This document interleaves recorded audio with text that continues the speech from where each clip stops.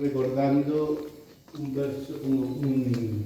poema de Gabriela Mistral que se llama Besos. Y en ese poema, Gabriela Mistral dice, y ella fue un vivo testimonio de que creía en lo que esa estrofa decía: se ama con la memoria.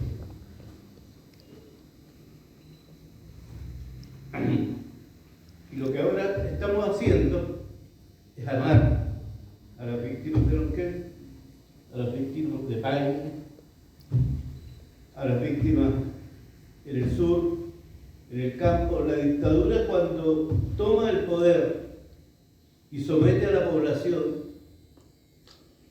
lo primero que hace es poner a las Fuerzas Armadas, que son de todo Chile, al servicio de los agricultores que querían recuperar las tierras que les habían sido, entre comillas, quitadas por la reforma agraria, o que existiera el riesgo que eso ocurriera. Y eso pasó en Lonquén, eso pasó en Paine, y hay en general en toda la zona de Paine 70 desde el año desaparecido. El hecho que después hayamos encontrado a las víctimas no significa que la violación a los derechos humanos de la desaparición forzada no ocurrió, porque lo descubrimos no porque los ejecutores hubieran hecho el más mínimo esfuerzo por decir qué habían hecho con las víctimas, sino que habían negado todo y además humillaban a los familiares, diciendo que eran personas que se habían ido al extranjero, que vivían cómodamente en Europa, en América Latina, etcétera, etcétera. Por lo tanto, este es un testimonio de lo que ocurrió y de lo que pasaba por los propios familiares. Porque los abogados teníamos la obligación de presentar estos casos de una manera más formal ante los tribunales, que una y otra vez negaban acceso a todas las diligencias que le pedíamos. Y cuando aparece un padre de un detenido desaparecido que se paseaba por los cerros buscando a su hijo, que desapareció en 1974, va una comisión a hablar con el presidente de la Corte Suprema. No estaba nada menos que el arzobispo, un obispo, había dos personas que habían sido ministros de Estado, abogados, y el director jurídico de la vicaría, y le dicen al presidente de la Corte Suprema, Borges, apodado después muy bien como el Curco Borges, pues decía que los desaparecidos no tenían Curco, y le dicen: mire, hay cuerpos en los hornos en una localidad que se llama Lonquén, donde habíamos ido antes a chequear en la noche el testimonio que habíamos recibido de este padre que andaba conejeando. El presidente fue extraordinariamente grosero. Y la grosería de él no significaba sino cómo el Poder Judicial se había puesto de rodillas frente al rey. Le dice a Monseñor Alvear: mire, le dice, le muestra el escrito, asesórese por un abogado. Tenía ni más ni menos que a un ministro de Justicia, que había sido ministro de Justicia, a un subsecretario de Justicia, a un ministro de Educación, todos los cuales eran abogados. Estas cosas se presentan en el tribunal penal que corresponde. Y entonces fuimos a Talagante. Vimos a qué le correspondía a los que. Fuimos a Talagante y nos encontramos con la entonces secretaria y juez subrogante Juanita Godoy, a la cual no podía ubicar. Jubiló como ministro de Corte en Concepción en 2017, y le dijo qué es lo que decíamos, porque además el cardenal no se enteraba. Le decía: yo vengo en nombre del cardenal y queremos que investigue esto. Ustedes comprenderán que el pánico fue terrible. Dijo: ¿qué voy a hacer? Bueno, lo primero que tienen que hacer es tratar de constituirse en el lugar para ver si es cierto, que nosotros sabíamos que era cierto. Había demasiadas evidencias de que era cierto. Y vamos con investigaciones Ella dijo, tengo que ir acompañada por investigación, no, acompañado por quien quiera. Y fuimos en una patrulla. Yo la llevo en un vehículo que aparece en todas las fotos, pero a la época yo tenía una citroneta viejita y partimos. Y empezó entonces esto que se transformó en encontrar a las víctimas de Neuquén. ¿Y por qué relato todo esto?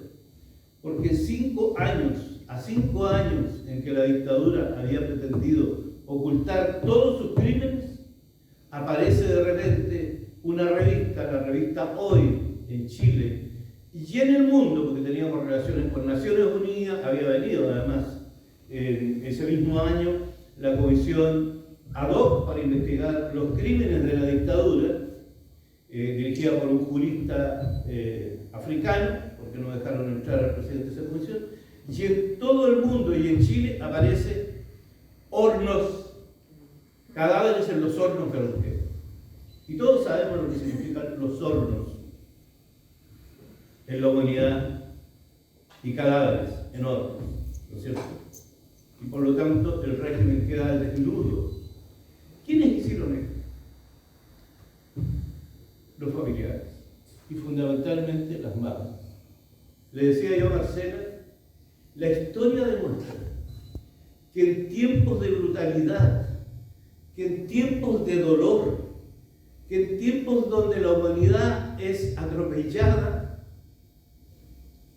las mujeres son las que defienden a las víctimas, las que defienden a sus familiares. En la agrupación de familiares de detenidos desaparecidos, no me dejará mentir, el 98% de las mujeres. Excepcionalmente uno u otro varón participaba. Es más, me consta que a veces algunos hijos y maridos le prohibían a su cónyuge y madre: ¿por qué vas a sufrir? ¿Qué vas a hacer a la vicaría? Vive la vida, él se lo buscó. Eso lo escuché. Pero ahí estaba. Y ahí estuvieron. Como relaté la otra vez, nos pasó a ser un procedimiento terrible. Porque primera vez que la agrupación, que siempre fue muy madura y pidió verdad y justicia, no como en Argentina, que decían vivos se los llevaron, vivos los queremos, porque esto era imposible. Los familiares, hicimos pasar a todos los familiares de los detenidos desaparecidos para hacer 1979, entre enero y marzo, abril, una ficha antropomórfica, porque ya sabíamos que teníamos que estar preparados para identificar a las personas. Tener una foto, bajar una foto de tamaño de pie, y las características, si había sido operado, si no había sido operado, si tenía tratamiento dental, etcétera, etcétera, todo eso. Bueno, en 1978, 5 años de la dictadura que gobernó 17 años, la dictadura fue derrotada moralmente por ustedes, por los familiares.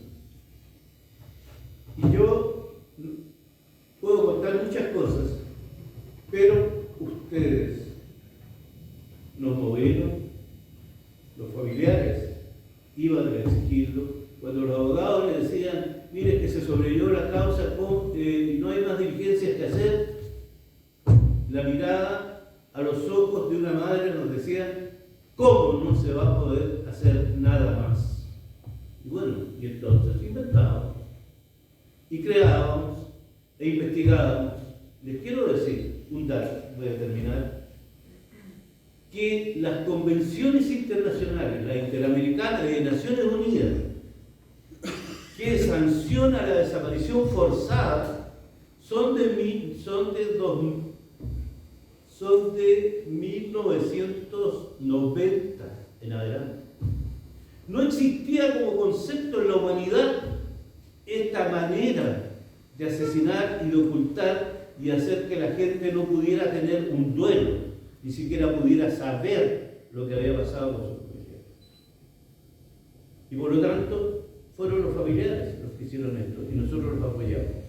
Y yo lamento que en estos, después de 50 años, mujeres como la señora Elena Rodríguez, la señora Rosario Artudillo, la María Hernández, que sí, está luchando para seguir viviendo. Las madres de los 4 muchachos que habían detenido antes y que los metieron porque no tenían testigos, no estén, pero sí quedaron sus hijos, sus nietos y sus bisnietos.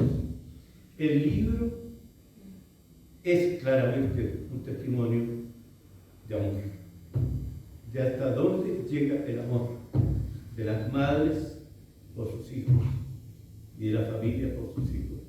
Yo solo quiero agradecer a los autores que me han dado el privilegio de hacer el prólogo y de contarles la historia de lo que pasó. Pero ustedes son los que van a seguir la posta. Me emocionó mucho cuando estuvieron en el patio del Museo de la Memoria, donde estuvimos, la cantidad de gente joven que había. Y bueno, estaban los hijos, estaban los nietos, estaban los bisnietos, pero también la cantidad de gente joven que cuando se escucha esto, no solamente se emociona, sino que rápidamente trata de tomar contacto con una organización, crea organizaciones, etcétera, etcétera.